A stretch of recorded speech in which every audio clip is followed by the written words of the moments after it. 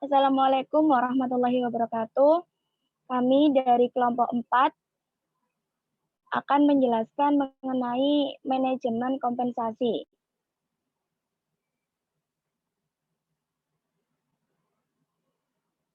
Anggota kelompok terdiri dari saya sendiri, Febi Nuri Hidayatul Fatimah, Irmayana, Muhammad Ubaidillah Mahsum, Muhammad Fahmi Aziz, Nisa Purwanti, Teresa Rahayu Pratiwi, dan Rafinu Bagas Prayoga.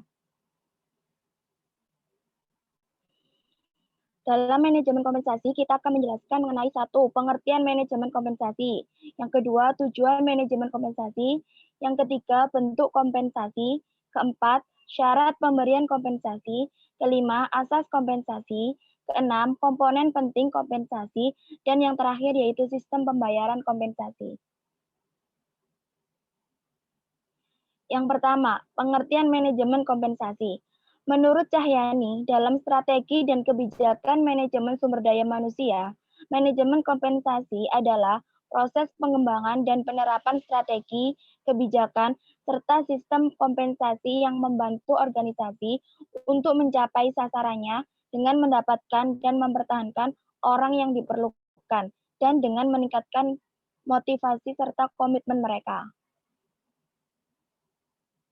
Menurut Ivancevic, tahun 1995 mengemukakan kompensasi adalah fungsi Human Resource Management atau HRM yang berhubungan dengan setiap jenis reward yang diterima individu sebagai balasan atas pelaksanaan tugas-tugas organisasi. Yang kedua, menurut Walter and Davis tahun 1982, kompensasi adalah sesuatu yang pegawai terima sebagai balasan dari pekerjaan yang diberikannya. Hal itu baik meliputi upah per jam maupun gaji periodik didesain dan dikelola oleh bagian sumber daya manusia. Sedangkan menurut Samsudin tahun 2006, kompensasi mencakup balas jasa finansial maupun non-finansial, baik secara langsung berupa uang finansial maupun tidak langsung berupa penghargaan atau non-finansial.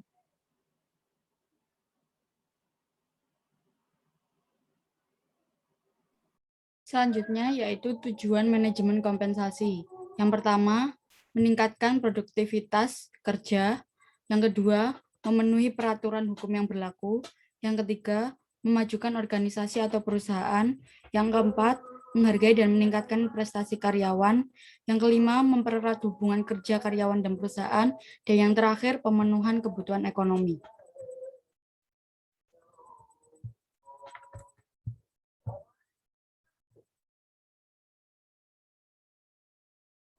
Selanjutnya akan dilanjutkan oleh Ubed. Bentuk kompensasi. Satu, uang atau finansial. Kompensasi berbentuk uang, yaitu gaji, tunjangan, dan insentif. Material atau non-finansial. Kompensasi yang tidak dalam bentuk uang, tetapi material atau benda. Fasilitas berupa kemudahan bagi karyawan, yaitu koperasi, saran olahraga, antar jemput, dan lain-lain.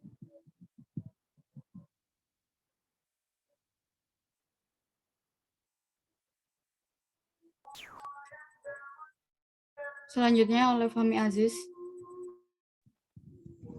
Syarat pemberian kompensasi pedoman pada peraturan perundang-undangan yang berlaku dapat mengikat karyawan sehingga mengurangi tenaga kerja turnover, dapat memotivasi karyawan, dapat mempengaruhi kebutuhan minimum karyawan.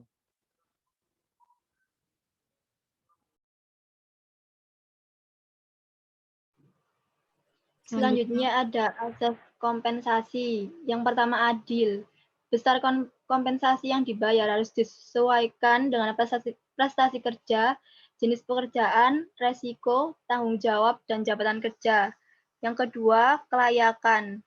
Kompensasi yang diterima harus dapat memenuhi kebutuhan diri dan keluarganya pada tingkatan yang layak dan wajar.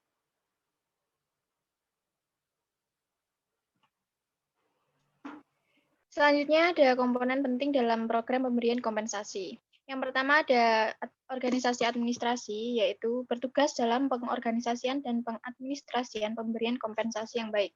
Lalu yang kedua ada metode pemberian kompensasi, yang meliputi pertama ada metode tunggal, yaitu penetapan gaji pokok hanya didasarkan atas jasa terakhir. Dan yang kedua ada metode jamak, pemberian gaji berdasarkan atas beberapa timbangan seperti jasa, sifat pekerjaan, dan pendidikan informal. Lalu yang ketiga ada struktur pemberian kompensasi, yaitu struktur kompensasi yang baik adalah menganut keadilan atau tanggung jawab pekerjaannya. Yang keempat ada program kompensasi sebagai perangsang kerja, yaitu adanya program ini bertujuan untuk meningkatkan semangat karyawan dan dalam bekerja. Selanjutnya yang kelima ada tambahan sumber pendapatan bagi karyawan, yaitu program kompensasi yang baik memberikan peluang bagi karyawan untuk memperoleh tambahan penghasilan, bukan hanya memperoleh upah dan atau gaji yang rutin. Yang keenam ada terjaminnya sumber pendapatan dan peningkatan jumlah imbalan jam. Program pemberian kompensasi harus menjamin bahwa perusahaan merupakan sumber utama pendapatan bagi karyawannya sehingga karyawan akan bekerja dengan maksimal. Yang ketujuh adalah kompensasi bagi kelompok manajerial. Pemimpin manajer setiap perusahaan merupakan kelompok yang bertanggung jawab terhadap hidup matinya perusahaan. Jadi wajar jika kompensasi diberikan lebih besar. Yang kedelapan atau yang terakhir adalah prospek di masa depan. Dalam menghitung prospek masa depan perlu memperhitungkan 3 dimensi waktu. Sehingga dalam menyusun program pemberian kompensasi harus memperhatikan keadaan organisasi pada waktu yang lalu, saat ini dan akan datang.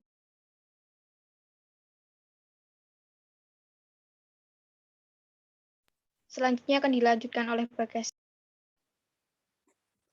Sistem pembayaran kompensasi.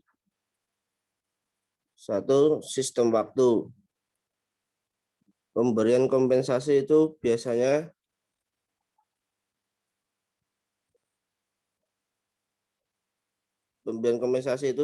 ditetapkan berdasarkan standar waktu seperti jam, hari, minggu, bulan, dan sebagainya. Sistem waktu ini administrasinya, pengupahannya relatif mudah serta dapat diterapkan kepada karyawan tetap atau pekerja harian. Besar kompensasi sistem waktu hanya didasarkan kepada lamanya bekerja, bukan dikaitkan kepada prestasi kerjanya.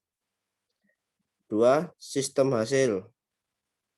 Dalam sistem hasil, besarnya kompensasi ditetapkan atas kesatuan unit yang dihasilkan pekerja seperti per potong, per biji, meter, dan lain sebagainya. Dalam sistem fasilitas biasanya kompensasi yang dibayar selalu didasarkan kepada banyaknya hasil dikerjakan, bukan kepada lamanya waktu pengerjaannya. 3. Sistem borongan. Sistem borongan adalah suatu cara pengupahan yang penetapan besar jasanya didasarkan atas volume pekerjaan dan lama mengerjakannya. Penetapan besarnya balas jasa berdasarkan sistem borongan itu cukup rumit, lama mengerjakan, serta berapa banyak alat yang diperlukan untuk menyelesaikannya. Sekian dari kelompok saya, kurang lebihnya mohon maaf. Wassalamualaikum warahmatullahi wabarakatuh.